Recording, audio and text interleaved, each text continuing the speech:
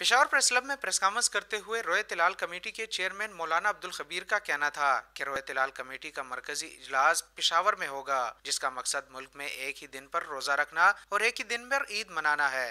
पहला मरकजी इजलास हम खैबर पख्तूनख्वा में जो है करने जा रहे हैं।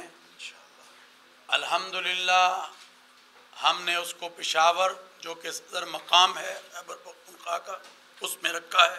मौलाना अब्दुल खबीर का कहना था कि फवाद चौधरी से मुलाकात हुई है, जिसमें तय पाया गया कि वजारत साइंस से टेक्निकल सपोर्ट ली जाएगी, ताहम फैसला रोयत हिलाल कमेटी करेगी।